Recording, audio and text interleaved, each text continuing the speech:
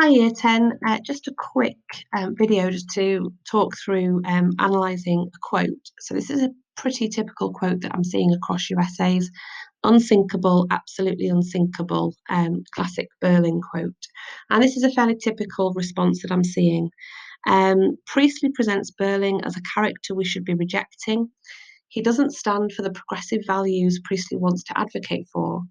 In the quote, unsinkable, absolutely unsinkable, Priestley uses repetition to highlight that his audience should reject him. Now, the only problem with this sort of seemingly very eloquent paragraph is actually the analysis in the final part of this paragraph really doesn't say anything. It says Priestley uses repetition to highlight that his audience should reject Berling. But actually, that doesn't quite explain how the repetition of unsinkable helps the audience to reject him. It doesn't say why that word being repeated is perhaps helping us to feel that Berling is a character who isn't progressive. So let's just have a look at how you could actually go into a bit more detail to really zoom in on those repeated words. So the start of the paragraph remains the same. So I'll pick it up from Priestley uses repetition at the end there. Priestley uses repetition to highlight, it should say, how removed Berling's naive, arrogant outlook really is. His absolute belief in the success of the Titanic is presented as out of step with contemporary values or viewpoints and experience. The audience find themselves distanced from him. Priestley is able to exploit that separation and encourage them to find hope and affinity in other characters such as Sheila.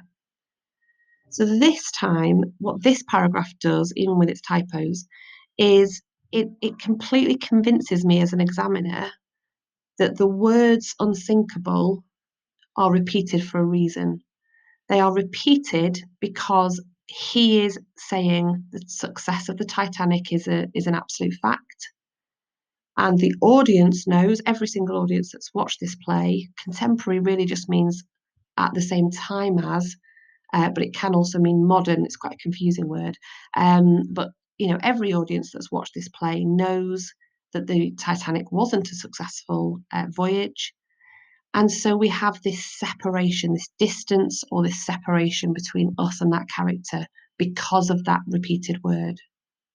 So I just hope that helps you to sort of think, don't sort of throw away a kind of repetition of your the point that you've made at the start of the paragraph. Don't just kind of repeat it at the end and hope for the best. Really drill into what quotes you have chosen.